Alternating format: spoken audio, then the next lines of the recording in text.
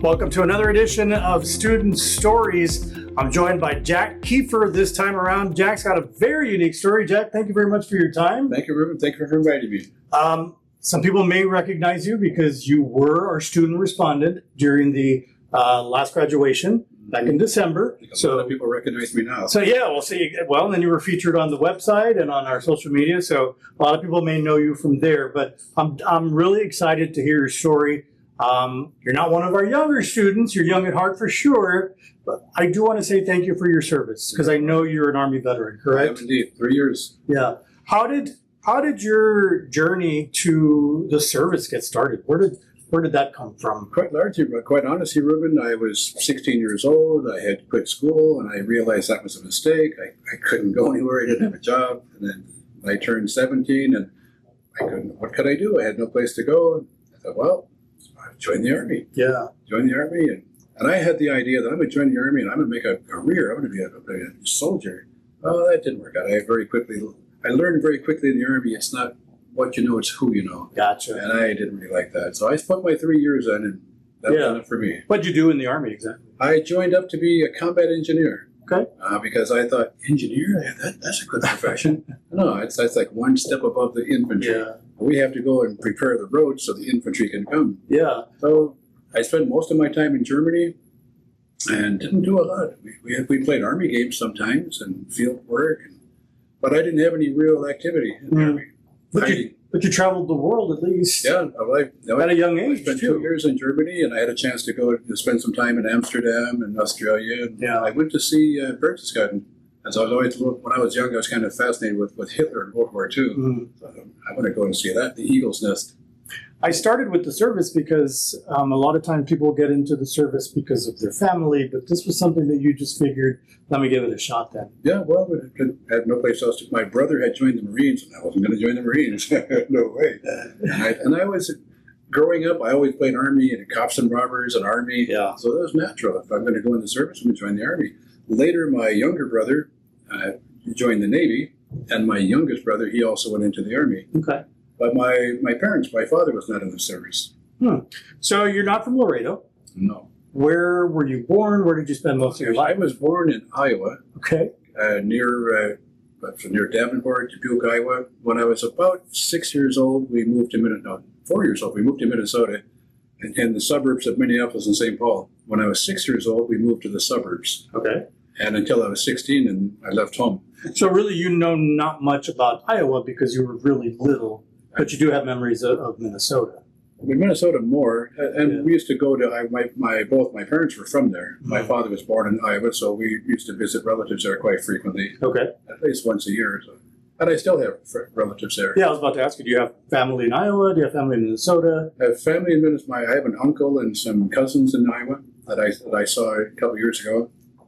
I have 2 children, and 2 of my brothers are in Minnesota still. Okay. Around the Minneapolis area. Yeah. Do you get to go out there or not really? Not for the past 3 years. Yeah. I'm a college student. I can't go anywhere. I get you. After the service, you were 19 years old. 20. 20 years old. So where did you go from there? I left the service. I came back to Minnesota, and it's December. It's starting to get cold in Minnesota. And my dad said, what are you going to do? I said, I don't know. I just got home. He said, well, how'd you like to get a job in California? Yeah, when do we leave? And went out there and started doing construction work, sandblasting, painting. And my job was to labor, hefting sandbags. And did that for a few years, for a couple months, just 4 or 5 months. And then my boss said, you want to stay here in California? You want to come with me and continue working? I'll go with you. And I started working construction all around the country. Nice. Go here for a couple months, do a job, and then go someplace else and do a job. And I did that for many years, 10 years or so I did that. And I was traveling all around the country. What was your favorite city? Do you remember? Minneapolis. That's home. All the other places you went to, but Minneapolis was still your favorite. Well, we weren't exactly, cities were different places and stayed for a couple months and just doing a job. And then Indiana, I stayed for a while. I had a chance to go to Cuba. Oh, did you? We were went to Guantanamo Bay just to do some work on the dependents housing there. 6 weeks I was over there. Okay. And I thought, that's enough. I'm going to go home. I thought, go to Cuba? Yeah, and I get the chance to go and see Havana. No, we were restricted to the base. That wasn't a lot of fun. So you've gained a lot of life experience through travel for work and construction and through the military. No. How did you manage to make your way down to Laredo?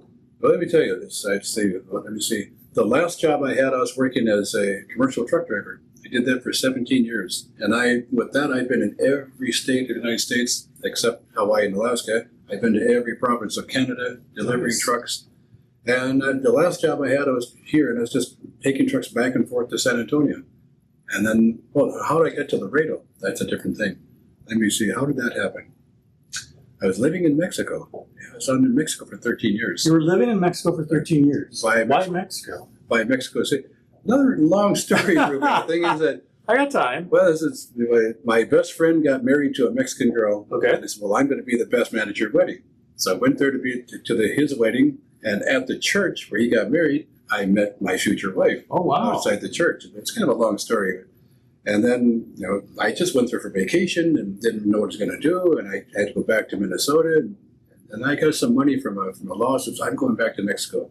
And I went back to see, and I met that girl in March. I went back to see her in August. And I decided, I think I might just stay here for a while. Interesting. And I thought, okay, but I just had a little bit of money.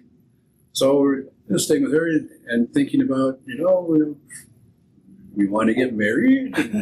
Very sudden, but she fell in love with me. So, and I thought, well, I don't know what to do. And so, but I don't have money. I don't have a job. I don't know what we're going to do. It doesn't matter. I don't care. I just want to be with you. And I thought, more love doesn't buy the tortillas. I got to work.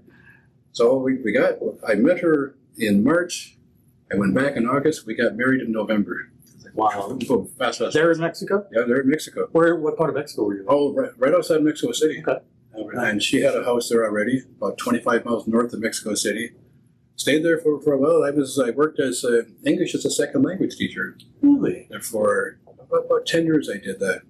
But you had no idea what you were going to do, and you ended up being My background was in construction. Yeah. I couldn't do that in Mexico. How'd you get a job as a teacher? Oh, my wife's family kept insisting, you're American, you should teach English. Yeah. What do they want to teach English? I speak English. Yeah. And finally I saw an opportunity. English teachers required, no experience necessary. We provide all training.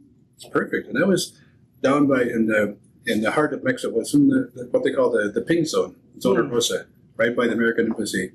And so I went there, and I just barely passed the grammar exam. But they expect that. Gringos don't know their own language. Yeah. The grammar, I know a verb and noun. That's all I knew. But I passed and started the training, and then went to a school. I started this school. All they teach is English in that school. I started out as a teacher. There are 12 levels, and all teachers begin teaching levels 1 and 2. And then the second month, levels 1, 2, 3, and 4. And that's it. And that school at that time, they used to hire from within. So if you were a teacher there for 5 years, you could possibly become a coordinator. Mm-hmm. And if you were a coordinator for 5 years, you could possibly become a director of the school. First day I was there, I went home and I told my wife, I've got a plan. I'm going to be a coordinator within 2 years, and I'll be the director within 5 years. Well, I became a coordinator in a year and a half. Nice. And it took me 6 years to be a director because there were no schools. But after 6 years, I became the director. And I had a staff of 60 people. Nice. That was very, very...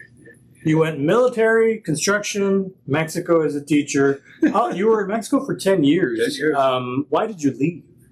Crisis in Minnesota. I had to go back. I had to go back to Minnesota.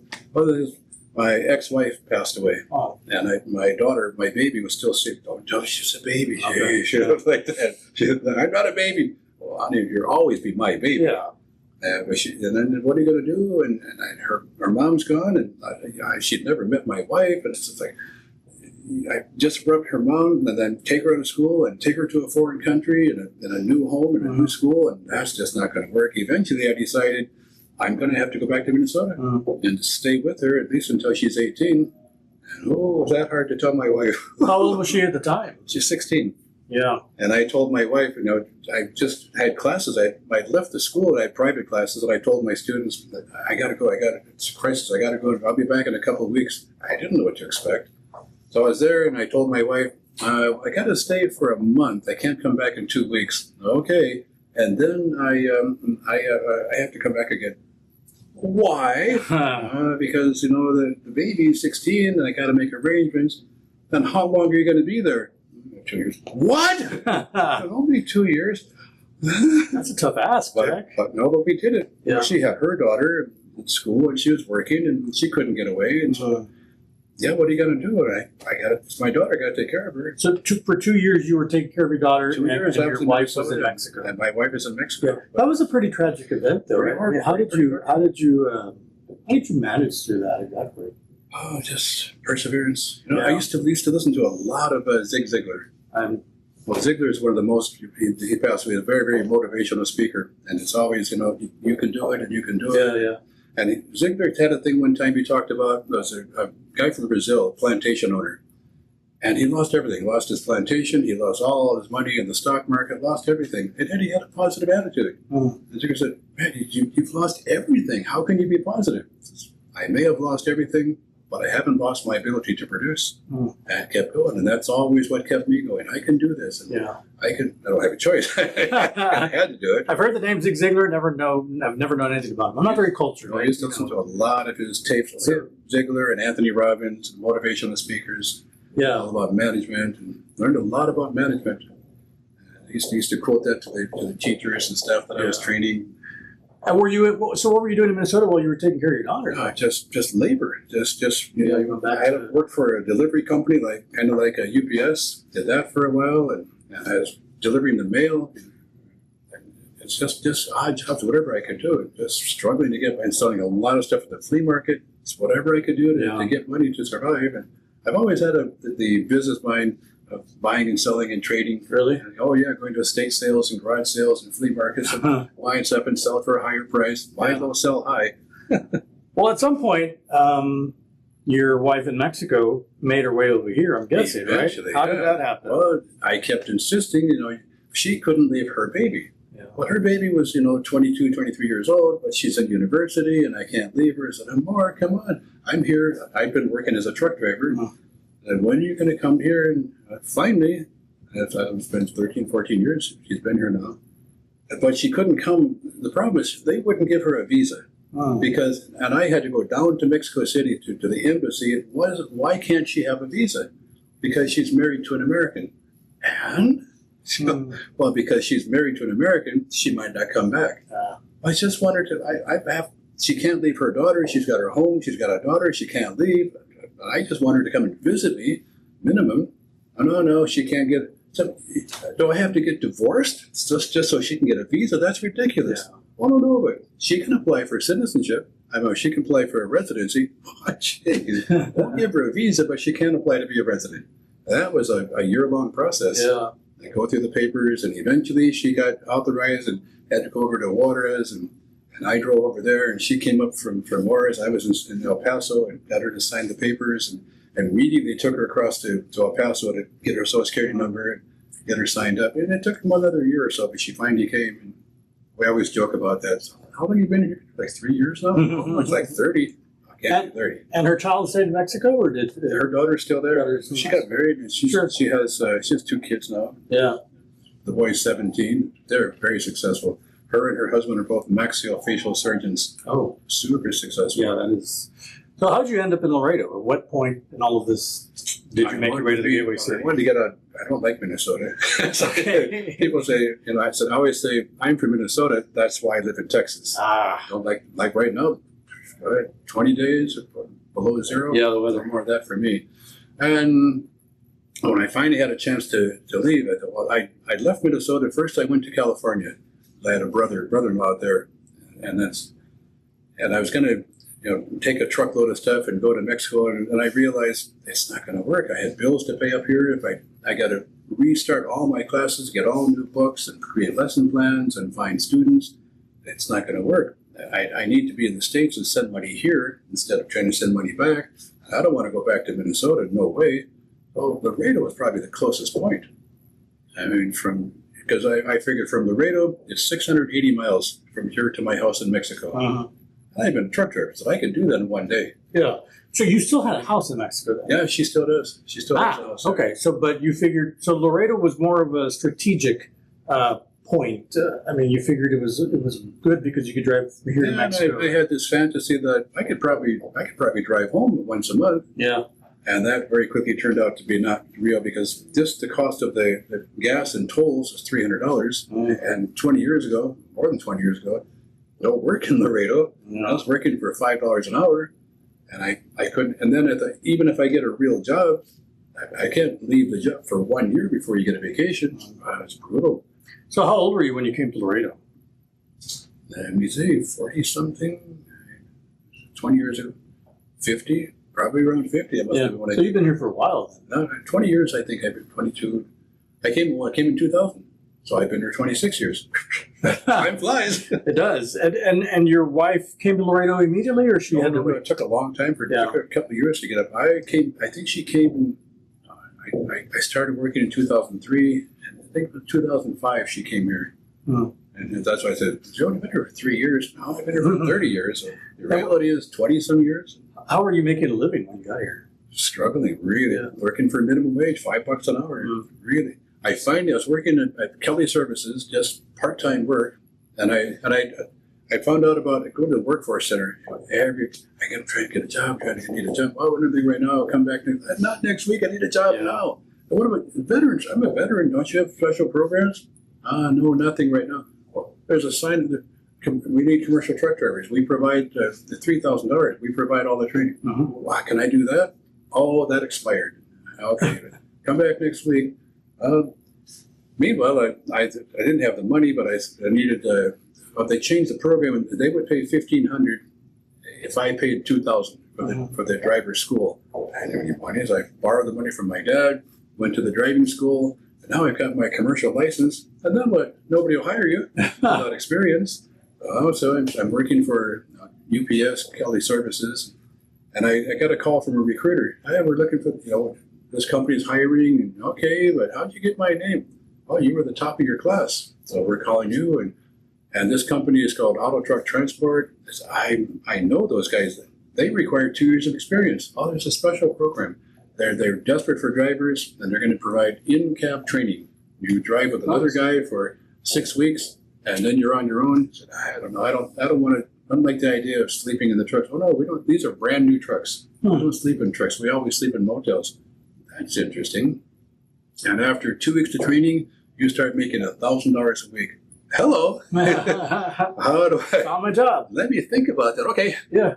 So I went and it didn't quite work out that way. It was more like 8 weeks of training but we never stayed in this. It wasn't like we were like you go to work for Swift or one of those companies. You're with another driver every day. You eat where they want to eat, sleep when they want to sleep. I always stayed in motels, and I never knew anything about driving those big trucks. Yeah. So I learned how to do that, and then I did that for 17 years. So you made a living doing that. Oh yeah, pretty good. When did college? When did LC come to mind? At what point did you start thinking It was about in LC or college? Sorry, but 2018. I worked for the company. I worked for a union, and the union is offering free scholarships. I mean, no tuition, no books, but it's an online classes on a school in Ohio. It's online, so I don't have to quit working. How could I ever stop working to go to school? I couldn't afford it. I keep on working, and I started that program, and I took, I think, 8 classes. Back in 2018, they were 16-week courses, and I think I took 8 courses there. And then I retired. 2020, I retired, and I thought, well, okay, let me just take a break, and then I'll continue. I still kept paying my union dues, so I can continue. Well, sometime around 2020, they stopped the program. No more free classes. Well, fine. I'm retired. What do I want a degree for? I'm done anyway. Never done. And then I did nothing for a couple of years, and then I got an email. Oh, the union's going to start offering scholarships again. Okay, great. What's the deal? Now it's going to be a school over in Pennsylvania. Now we're only going to pay half the scholarship. I don't know. Like, hey, better than nothing. But I'm sent my transcript, and I'm waiting. Meanwhile, I'm checking. What about Laredo College? I know there's a college here. I've been here for 20 years, but I've never been to college. And so I came down and talked to the people here. And yeah, we have online classes here. And we have hybrid classes. Hybrid? What's that? all my experience was online. You never meet the teacher, never talk to your classmates, and now I can actually meet the teacher, and it's only 2 days a week, because I don't know about college campus, I don't know.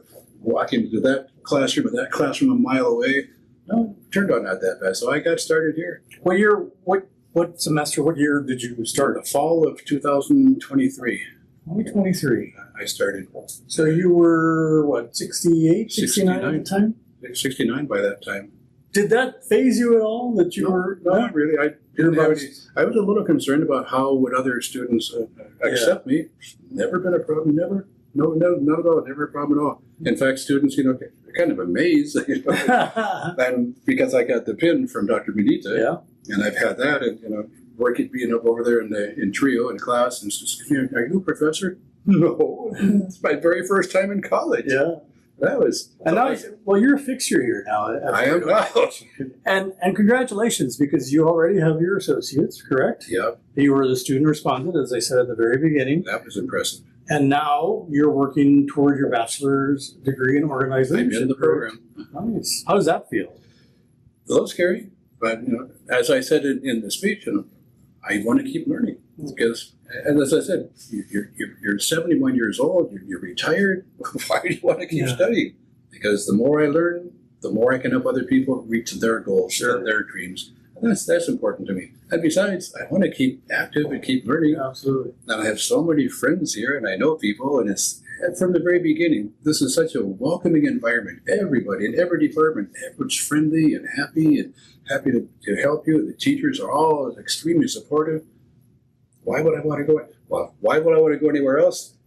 This is where I belong. That's exactly right. Nice use of the new marketing there in Laredo College. It's where you belong, and it really is where you belong, because we tell people all the time, you're never too old to come to Laredo College or to restart your education or to start fresh. I mean, you did it. Yeah. You're a perfect example of who this college is, Jack. Started my classes when I was 64 years old when I started. Online, and then you came over here. Classes, and then took a break and didn't study, and then I came here at 69.